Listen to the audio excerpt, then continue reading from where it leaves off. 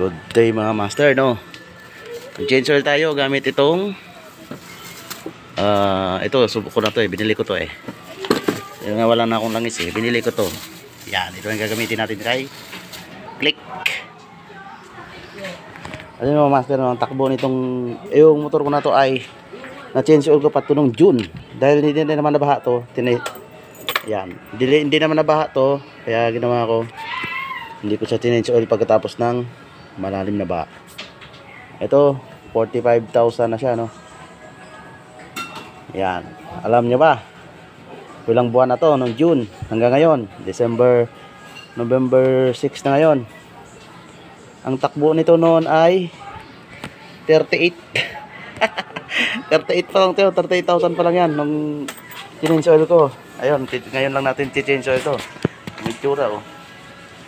Oh, 38,000 to noon, 38. Ayan, tagal na hindi nabuksan yan. Tingnan natin yung tibay ng Honda sa loob ng 7 buwan at 7,000 mahigit yung tinakbo bago natin change oil.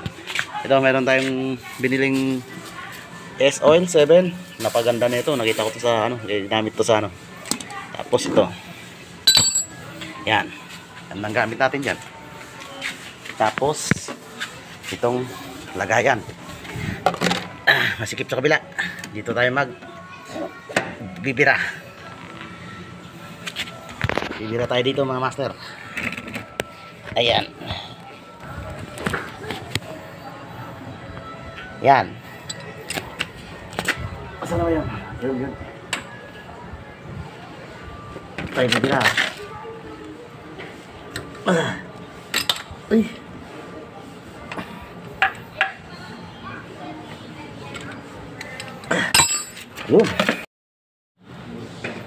yun. Ayun, ito. Lumuwag na. Tingnan natin yung langis. After ay, nakalagad 7,000 Honda Click. Honda Click. Pwede sumot.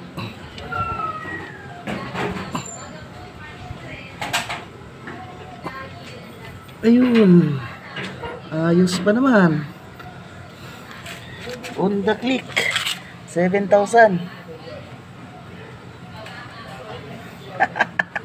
Ganyan katibay yung ano, Honda Click 7,000. Ilang months ba? July, August, September, October, November, 5 months, 7,000 tinakbo. Ayan.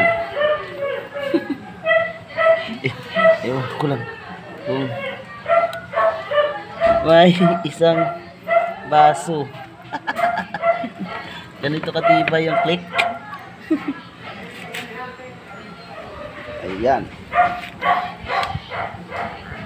ganyan katibay yung Click. Ayun, oh, tumutulo pa siya. Ayan guys, 7,000 RPM 7,000 kilometers.